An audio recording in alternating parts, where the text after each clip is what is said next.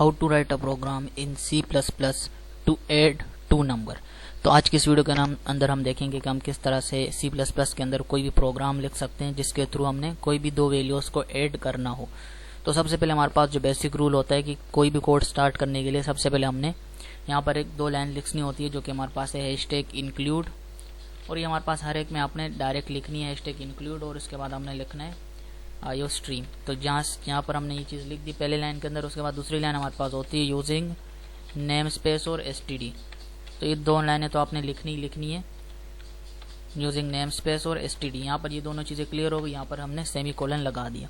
अब कोई भी चीज़ हमने रन करवानी है तो उसको फंक्शन के अंदर लिखते हैं, और फंक्शन का नाम कोई भी हो सकता है। यहाँ पर मैं मेन के नाम से फंक्शन ले रहा हूँ। अब यहाँ पर मैंने ये फंक्शन ले लिया। अब उसके अंदर हमने कोई कोड लिखना है, दो नंबर्स को हमने ऐड करना है, तो इस मेन के फंक्शन के अंदर ही हमने सारी की सारी चीज़ें जो है वो लिखनी होती है। अब यहाँ पर आपने सोच लेना, मान के चलो अब मुझे क्या करना है, मुझे दो नंबर्स को ऐड करना है। तो मैं यहाँ पर एक कमेंट लिख देता हूँ ताकि हमें पता हो तो हम क्या करने जा रहे हैं। हमने सिर्फ और सिर्फ दो नंबर्स को आपस में ऐड करना है, और वो दो नंबर्स कुछ भी हो सकते हैं।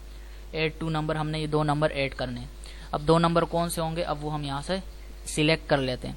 अब नंबर हमारे पास क्या होता है, नंबर के लिए हमारे पास जो डेटा टाइप यूज होते हैं, जाहिर सी बात है अब हमने नंबर लिखने हैं तो नंबर में पहले मेंशन करूंगा, या फिर अगर यूजर से लेने हैं वो थोड़ा सा एडवांस हो जाएगा। हम यूजर से इनपुट भी ले सकते हैं, उसके बाद भी इस कोड को ऐड करवा सकते हैं, यानी यूजर खुद ही एंटर करे। अगर उसने 4 पहली दफा एंटर किया, फिर उसके बाद उसने बी की जगह पे 7 एंटर किया, तो ऑटोमेटिकली जो है वो A+B हो जाएगा, तो आंसर उसी के पास ही शो हो जाएगा। उस तरह से भी हम कर सकते हैं, लेकिन फिलहाल हमने क्या करना है, एक सिंपल से लिख रहे हैं यहाँ पर कोड कि दो नंबर्स को हमने यहाँ पर ऐड करवा देना है और वहाँ पर शो करवा देना है।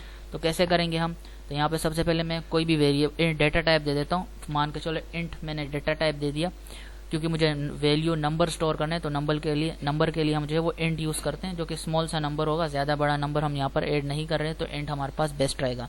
अब डेटा टाइप मैंने ले लिया, अब इसको कोई नाम दे देते हैं। मान के चलो मैं इसको दे देता हूँ नाम x। तो इंट x मैंने लिख दिया, और इसको अगर आप वैल्यू यहीं पर ही असाइन करना चाह रहे हो तो आप असाइन कर सकते हो। अगर यहीं पे वैल्यू असाइन करनी है तो क्या करोगे, इक्वल टू लगाओगे और कोई भी वैल्यू इसको असाइन कर सकते हो। मान के चलो मैं x को 3 वैल्यू असाइन कर रहा हूँ। अब मैंने वैल्यू असाइन कर ली, यहाँ पर कोड मेरा x वाला खत्म हो गया। तो आपने ये कॉलम सेमी कॉलन यहाँ पर लगा दिया। अब x को मैंने क्या वैल्यू असाइन किया, ये इक्वल टू नहीं है, ये हमारे पास क्या है, इसको मैंने ये वैल्यू असाइन कर दी। x को 3 वैल्यू मैंने असाइन कर दी। अब नेक्स्ट हमारे पास क्या है, अब x की तो वैल्यू मैंने लिख दी, अब मुझे इसके अंदर एक और वैल्यू भी ऐड करनी है। तो मैं क्या करूंगा, दोबारा इंट ले लूंगा, क्योंकि इंट हमारे पास एक डेटा टाइप है जिसके अंदर हम नंबर स्टोर कर सकते हैं। और x की जगह अब मैंने कोई और जो है नाम दे देना है। अब ये x की जगह आप अपना नाम भी लिख सकते हो, कोई भी नाम आप लिखना चाह रहे हो आप इजीली लिख सकते हो, और y की जगह भी कोई भी नाम दे सकते हो। तो मैंने y को भी एक वैल्यू असाइन कर देनी है, मान के चलो 2 कर देते हैं, और यहाँ पर मैंने इसको एंड कर दिया। अब ये दो वैल्यूज मैंने यहाँ पर ऐड कर दी, लेकिन अभी तक हमारे पास कोई भी रिजल्ट यहाँ पर शो नहीं होगा। क्यों नहीं होगा, क्योंकि हमने इसको सी आउट नहीं करा, यूजर को कुछ भी शो नहीं होने वाला। अब ये बैक पे हम कर रहे हैं, यूजर से कोई डाटा तो नहीं ले रहे, तो हमें ही सिर्फ और सिर्फ पता होगा कि हमने बैक पे क्या लिखा है, तो आंसर वही आया है या नहीं। तो अब हमने क्या करना है, दो नंबर्स को ऐड करना है। तो दो नंबर्स को ऐड करने के लिए सिंपल सा कोड हमने लिखना होता है।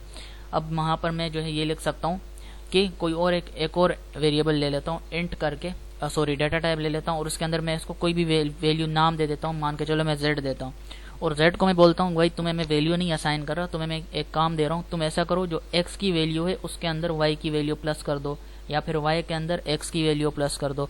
तो आप दोनों तरीकों से कर सकते हो। अभी फिलहाल मैं क्या कर रहा हूँ, मैं चाह रहा हूँ कि x के अंदर जो है वो y की वैल्यू जो है वो प्लस हो जाए। तो मैं क्या लिखूंगा, x प्लस y। यहाँ तक चीज क्लियर हो गई, और यहाँ पर डन हो गया। अब मैंने यहाँ पर इसको दे दिया कि भाई जो z की वैल्यू है वो क्या है कि x प्लस वाई, तो x प्लस वाई वो खुद ही कर लेगा और खुद ही आंसर आ जाएगा। अब हमने इसको शो करवाना है। यहाँ पर इसको समझ तो आ गई, लेकिन यहाँ पर हमें नजर नहीं आ रहा, हमने इसका आउटपुट निकालना है। आउटपुट निकालने के लिए हम क्या करेंगे, सी आउट लिखेंगे। सी आउट लिख दिया मैंने, और ये दो साइन आपने लाजमी याद रखने। और अब यहाँ पर हमने क्या करना है, तो एक चीज आपने यहाँ पर याद रखनी है कि अब हमने क्या निकालना है, आउटपुट निकालना है। तो हम हमें क्या चाहिए, आंसर चाहिए 3 + 2 होने के बाद क्या आ रहा है। तो वो कहाँ से पता चलेगा, वो यहाँ से z से पता चलेगा। और z क्या है, एक डेटा टाइप इंट है हमारे पास, और उसके अंदर हमने जो नाम दिया हुआ है वो है z। अब z की जगह आप कुछ भी दे सकते हो। मान के चलो मैं यहाँ पर दे देता हूँ आउटपुट, आप कुछ भी नाम दे सकते हो आउटपुट, या फिर हम रिजल्ट दे देते हैं, रिजल्ट नाम दे दो, सही है। अब मैं यहाँ पे क्या करूंगा, यही रिजल्ट यहाँ से कॉपी करूंगा, और यहीं पे सी आउट के अंदर जाके पेस्ट कर दूंगा, यानी कि भाई सी आउट करो रिजल्ट को। अब यहाँ तक चीज क्लियर हो गई और यहाँ से इसको एंड कर दूंगा सेमी कोलन लगा के। अब सी आउट क्या होगा, रिजल्ट होगा, और रिजल्ट में क्या है हमारे पास x प्लस वाई को ऐड किया गया, यानी 3 + 2 को ऐड किया गया। तो अब यहाँ से हमने क्या करना है, इस कोड को सेव कर देना है कंट्रोल एस करके। उसके बाद हमने इसको कंपाइल एंड रन कर देना है, F11 आपने क्लिक कर देना है। अब जैसे ही मैं इसको कंपाइल एंड रन करता हूँ, देख सकते हैं आप कोई भी एरर नहीं है, और यहाँ पर हमारे पास क्या आ गया, आंसर 5 आ चुका है। मैं इसको मजीद जूम कर देता हूँ ताकि चीजें जो है क्लियर नजर आए। तो अब यहाँ पर आप देख सकते हो, यहाँ पर मैंने इसको जूम कर दिया है, और यहाँ पर आप देख सकते हो इंट क्या था, एक डेटा टाइप था, और उसको हमने एक वैल्यू दे दी, सॉरी एक नाम दे दिया, x दे दिया। अब इसकी जगह x की जगह कोई भी नाम ले सकते हो, फर्स्ट नंबर दे दो, सेकंड नंबर दे दो, y की जगह, रिजल्ट की जगह आउटपुट दे दो। बस वो नाम आपने नहीं देने, जैसे ये इंट है तो ये इसका, ये जो डार्क में चीजें लिखी होती हैं, ये हमारे पास इनकी C++ की अपनी जो है वो फिक्स चीजें होती हैं। जैसे इंट एक डेटा टाइप है, तो डेटा टाइप ये पूरा इसको जानता है, इसी की ये हमारे पास एक नाम है, इसका इंट है, डेटा टाइप है। इसी तरह फ्लोट है, डबल है, तो ये नाम आप जो है यहाँ पर नहीं दे सकते, क्योंकि ये ऑलरेडी बुक्ड हो चुके हैं।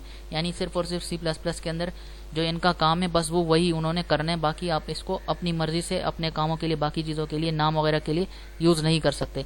अब जैसे x है, ये यहाँ पर कोई भी हमारे पास सिंबल नहीं है, तो ये हमारे पास डार्क नहीं हुआ, इसको आप कहीं पे भी यूज कर सकते हो। लेकिन अगर आप दोबारा यहाँ पर इंट x लिखोगे तो फिर हमारे पास ये जो है नई वैल्यू इसको 2 मिलेगी, पुरानी वाली नहीं मिलेगी, और ना ही ये कोड इस तरह से रन हो पाएगा। तो ये चीज़ों का आपने ध्यान रखना है। बाकी यहाँ पर चीज़ें क्लियर हो गई। इसी तरह से जो है आप आउटपुट निकाल सकते हो।